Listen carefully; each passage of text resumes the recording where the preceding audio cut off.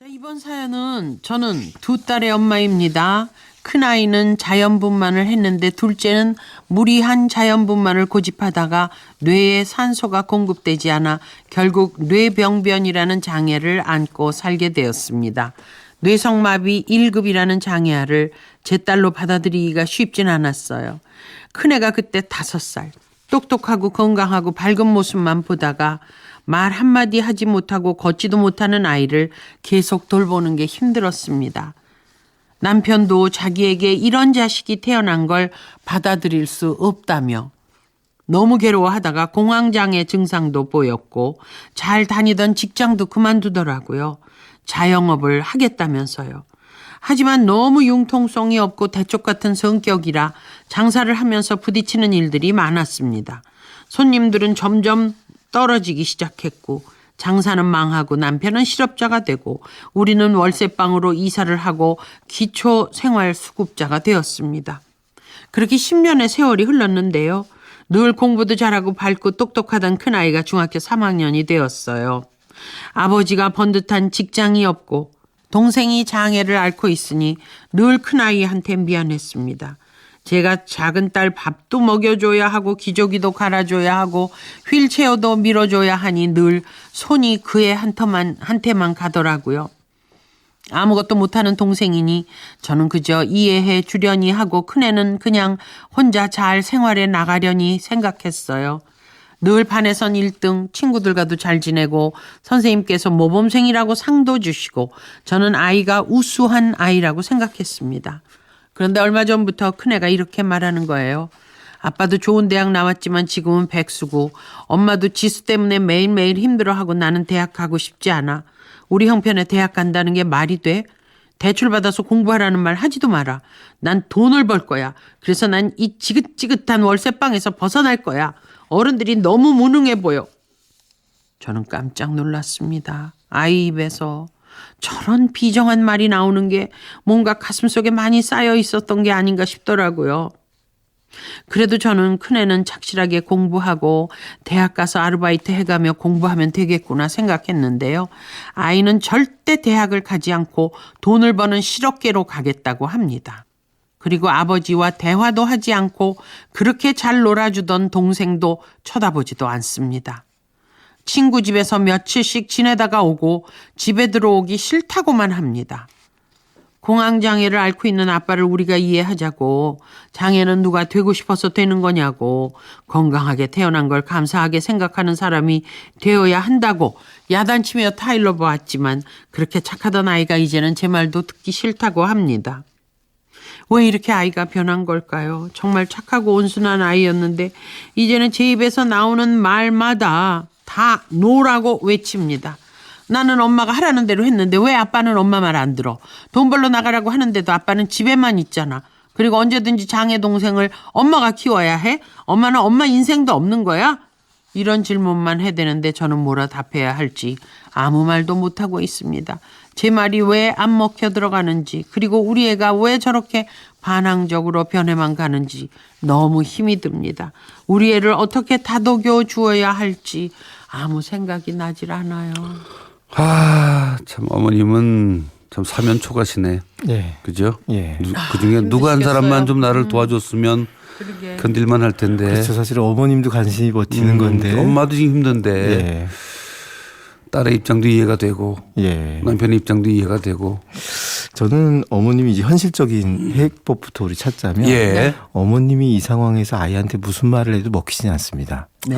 예. 이럴 때는 다른 사람이 얘기해 줘야 돼요. 보면은 지역사회 그런 상담기관 같은 것도 있고 또 학교에서도 알겠어요. 상담 선생님들도 그분들. 있고 예.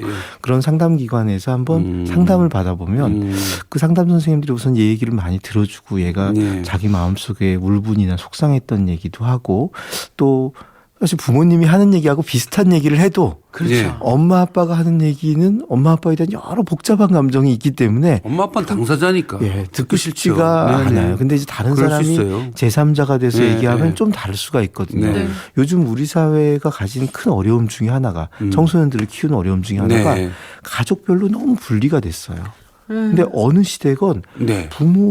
부모만이 아이를 키우던 시대는 없었거든요.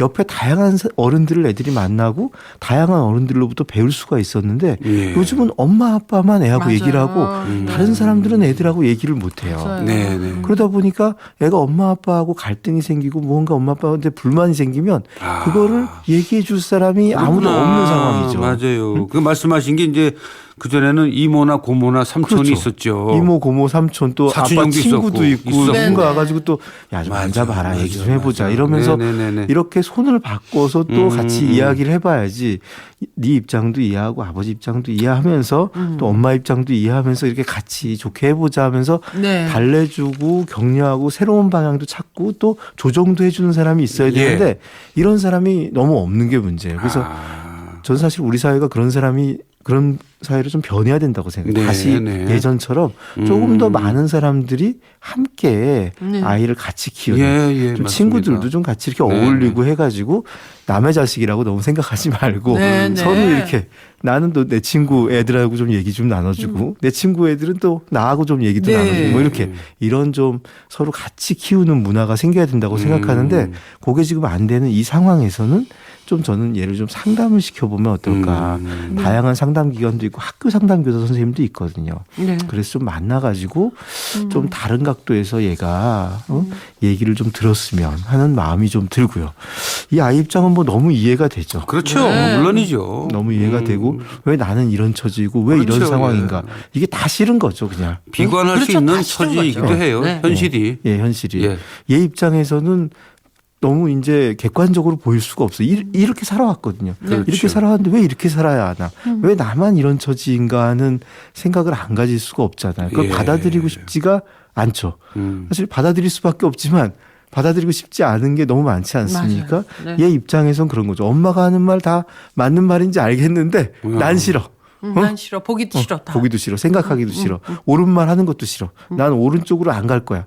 왜 세상은 오른쪽으로 가지 않고 나한테 불리하는데 나만 오른쪽으로 가라 그래. 뭐 이게 이 아이가 하고 싶은 말이잖아요. 근데 그런 불만을 다 얘기하게 둬야 돼요.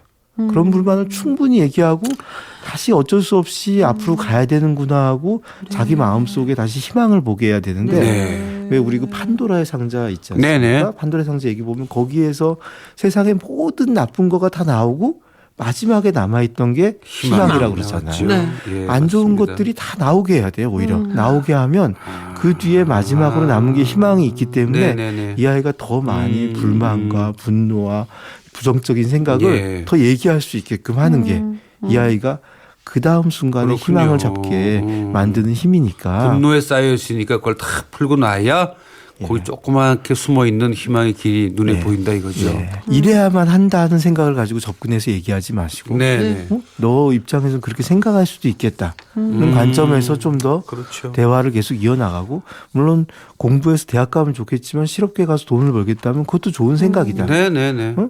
하지만 너가 대학 가면 나는 또 너를 밀어줄 수 있는 만큼 또 밀려고 노력하겠다. 예. 그리고 또 잘 모르는 게 있는데 이 친구가 기초 수급자의 경우에는 대학 가면 학비 지원이 잘 됩니다.